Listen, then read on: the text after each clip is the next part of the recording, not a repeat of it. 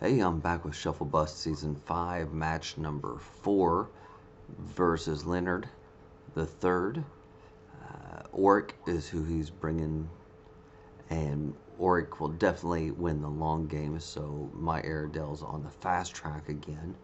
So I'm back to the Widows, Immortal Commander, and Raptor Herder play. Beyond that, I believe my books are Lightbringer and Frostback Bear. I'm expecting him to have some 0 attack units, so the bear will be able to get through for some positive damage, I'm hoping.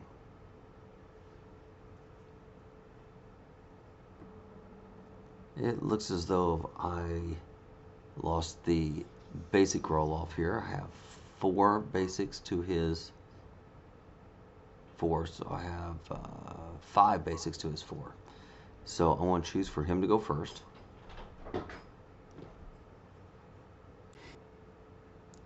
So Leonard's going to bring out the 3-eyed owl book, which, especially in the first 5, I can't let him have that. So that's where Aradel is pretty nice. He meditates a crescendo here and then passes back to me.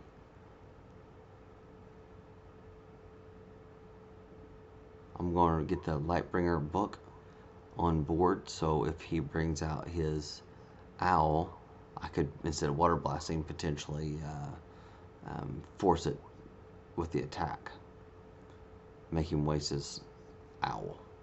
So I meditate, change creations, I meditate the Summon Gilder book, and choke. In fact, I don't think I've played choke at all this season because I've meditated away every time. So then I pass back to him after doing a little bit of meditating. Both of us have bear books out in play now. He meditated a fadeaway and then brought it back to his hand by the looks of it, using the Orrick ability. Wondered why he held on to the fadeaways, unless it's just for the bear. So there's his bear, so not bringing out the owl first thing because of my Lightbringer and my Water Blast ability.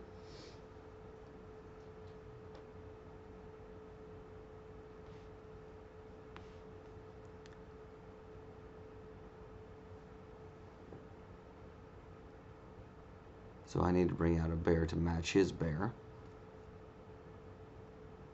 And I'm looking at my dice between Water Blast and Raptor Herder, what I need.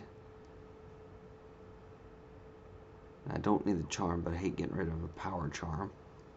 I hate using the ceremonial because if my Raptor Herder dies, I could always recur it and play it again.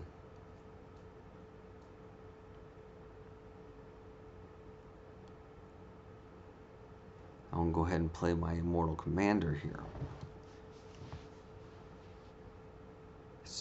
Being an early play, it doesn't have much value here, but an Immortal Commander bear would kill his bear, where his bear would not kill mine. But I don't think that would be a smart play or trade, but that's not my plan.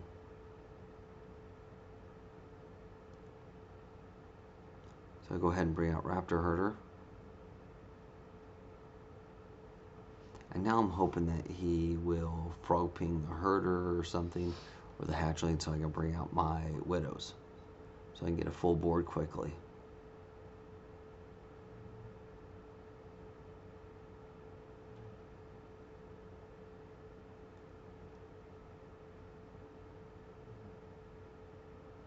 So I'm considering charming his bear to weaken it, to save my bear a little bit more. But I abandoned that idea and just bring, just meditate here. I meditated blood chains.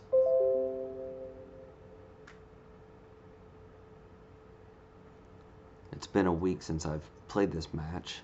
I had a cold last week, so I didn't record any voiceovers. So my board is starting to fill up here. I'm hoping that's going to fill up a little faster. He does use concentration and then plays his owl. So my frog ping is ready, but I need to water blast that owl to get it out of the way. And then I go ahead and bring out the Lightbringer here to force his next action to attack.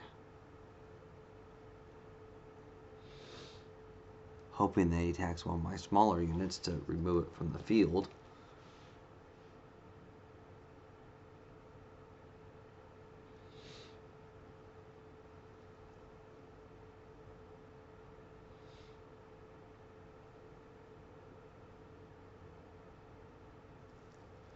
I should have put the ceremonial or the charm dice on the bear in case he went straight to Aradel.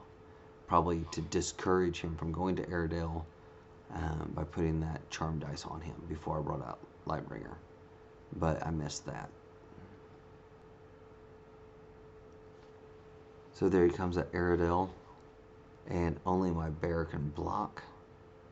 I don't want to waste my bear because I want to get 3 damage in on his Orrick. So I'll take 2 damage to Aradel to trade for 3 on Orrick's face. So here I bring out the command from Mortal Commander and send the troops. Adding 2 to the Raptor Herder because of the group tactics. And that's 10 damage right off the bat. It's half of his life. Now I'm getting a fuller board that is exhausted. I still have my 1 card in the bank here. And with the 3 dice, that still does threaten a knight of some sort, possibly a blood archer. Now here he just used his illusion dice to roll down my ceremonial dice. And then he brings out a Gilder and pings my Raptor hatchling. So I'm kind of confused for a second because I'm trying to click on my widows before I realize what he did. So now I have to meditate to get that back. Hoping that I have 1 more opportunity to get that in. Looking at my discard there, I got 2 Blood Chains, a Choke, the Gilder Book, and 2 Chain Creations.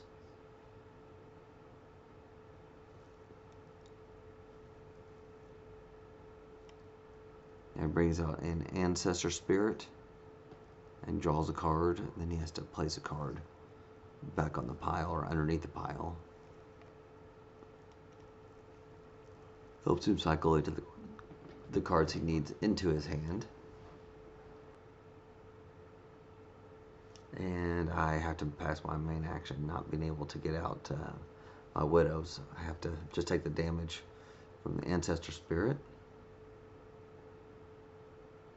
And I, in turn again, passing it back. He does have 1 dice left. You know, things like Blood Archers are always a possibility with 1 dice, but he passes main as well. Now, starting the next round, I don't have the board advantage that I was hoping for, so I bring out a second Lightbringer to force his play to start exhausting his units.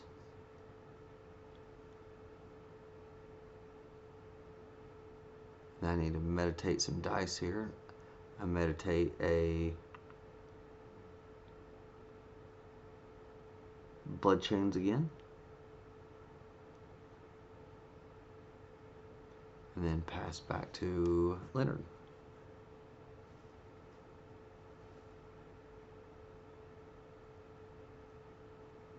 Now Leonard's going to send the Gilder into Aradel, which is just going to exhaust it. So that's one blocker out of the way. I do have some frog pings there to take care of 1 health units, or a frog ping and a water blast to get rid of the bear, which is an even trade 2 for 2. But I'd rather have 0 units blocking me, or fewer units blocking me, so I can swing in at the Mortal Commander. So Leonard is having some connection issues, but he's back in, and he attaches a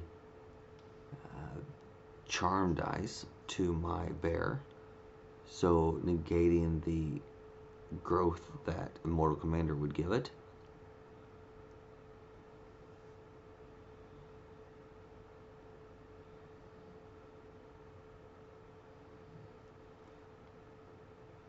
So I have 2 bear threats,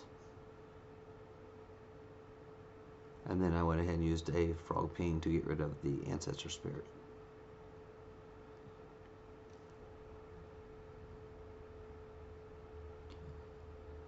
So then Leonard uses a frog ping to take out my raptor and allows my widows to come out.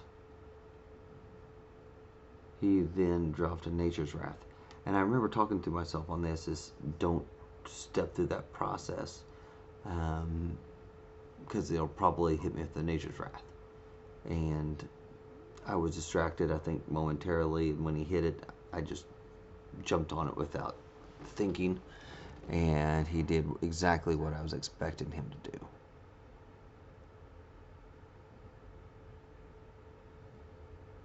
So that was my big mistake there, of not sending those in, or sending those in too early, I should say.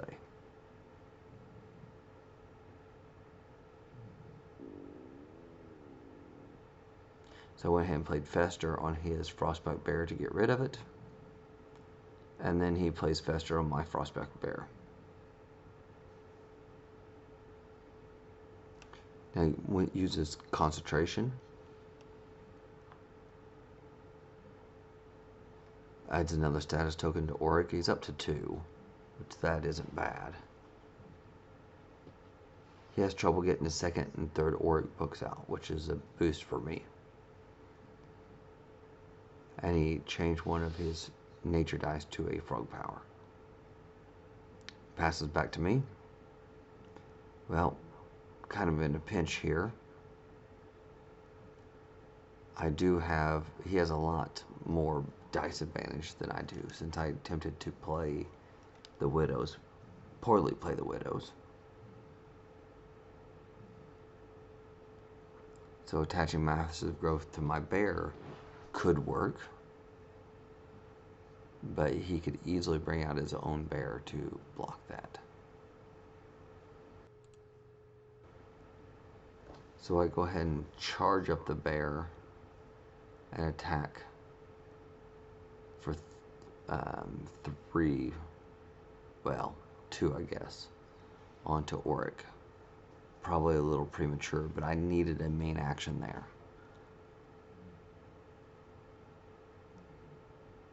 So every little bit of damage helps, I think. Which, if you recall, it's what I should have done, is charm his bear earlier and only taken 1 damage from his bear instead of taking 2. My low health Aradel is at a 4-point disadvantage versus Orrick. I believe he's at 20 health. Now Leonard brings out a Ancestor Spirit and realigns the cards in his hand.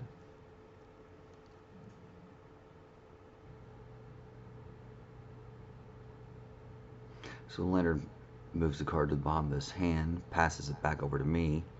I'm going to use the Frog Ping to take care of the Ancestor Spirit, get it off the board. Don't want that 2-attack unit coming in on me.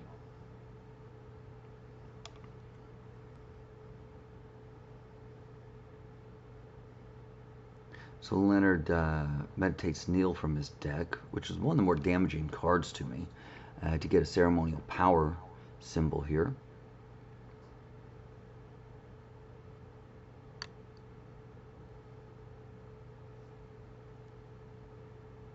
Then he places a Frostback Bear in play.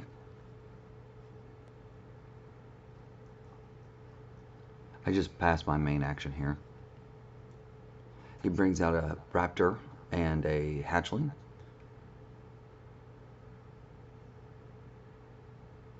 So I meditate a power symbol for nature, but not a lot I can do with it there. I got rid of a Final Cry, had to pass main action. You'll get an attack in.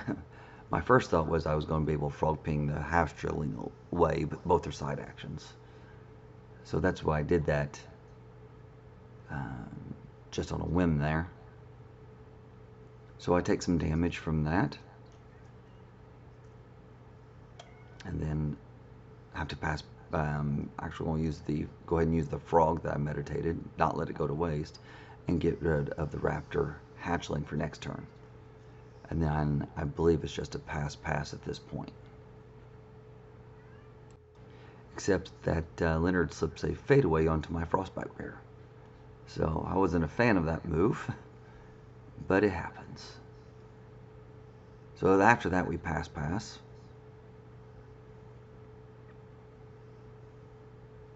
I'm debating what cards to get rid of here. He does have board advantage on me at this stage, which I was not expecting against Orrick. I did get rid of one Fire Archer,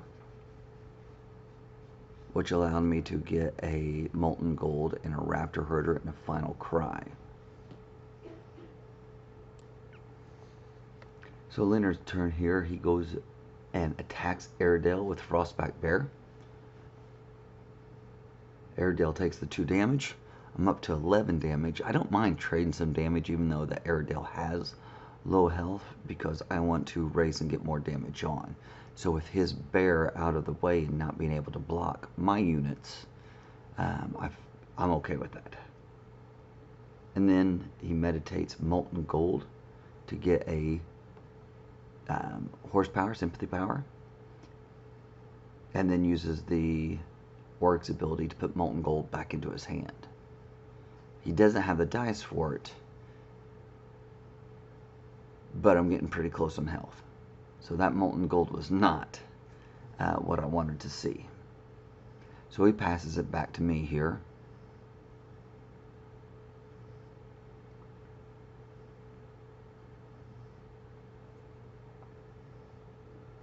Go ahead and play the Raptor so I can get some units on board. Then I need to meditate a couple up, which is the Molten Gold of my own.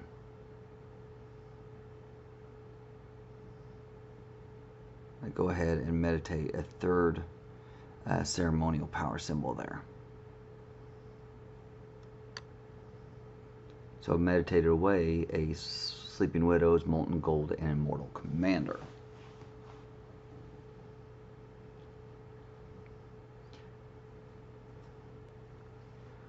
So Leonard starts to meditate here.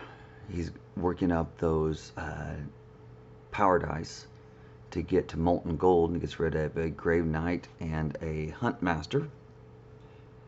And then he plays Molten Gold to deal 14 damage onto Aradel. She has 2 health left. I'm contemplating bringing out a Lightbringer here. I'm trying to do the math on the attacks.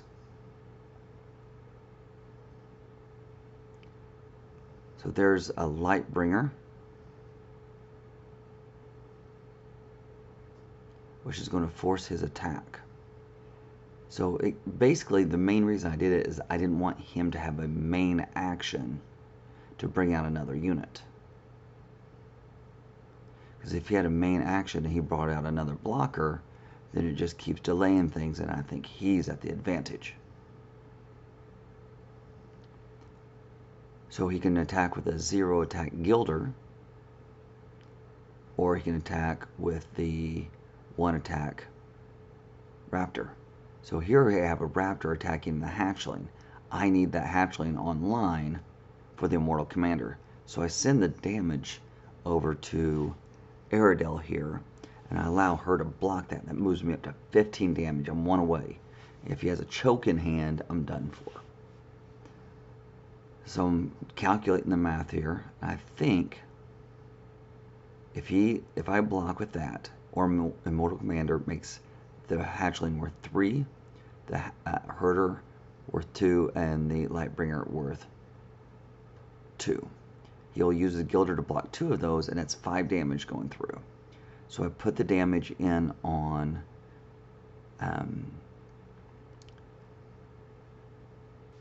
Aradel. Now I knew he had a frog ping available, and that's what he did. He frog pinged the hatchling, but I had a final cry on board. So that final cry takes him up to 14, and me to, I thought it would be 15, but it looks like it says 14 on my board there. Now, at this point in time, I'm kind of regretting getting rid of that extra fire archer, because 2 fire archers would be a big boost at this point. But who knows, I probably wouldn't have possibly not have drawn the molten gold had I done that. So here it is, my main action. I'm trying to figure out how best to deal with Orrick there. So I go ahead and amp up and attack for 2. Now I know he's going to block 1, so 2 damage is going to get through, which gets Orrick to 16. But this also leaves me with no blockers. But he doesn't have any side action units like Light Swordsman, so I'm not really too worried about that. He's going to have to bring out a unit, and then back to my turn, I can Molten Gold. So he blocks, obviously, with a Gilder, kills the Gilder, and he plays the Concentration. Then he uses Concentration, put a token onto Orrick, which Orrick only has just a few tokens at this point in time, so that's not that big of a deal. And then he changes the dice up to a power symbol, sends it back to me, and it allows me to use Molten Gold to finish the game.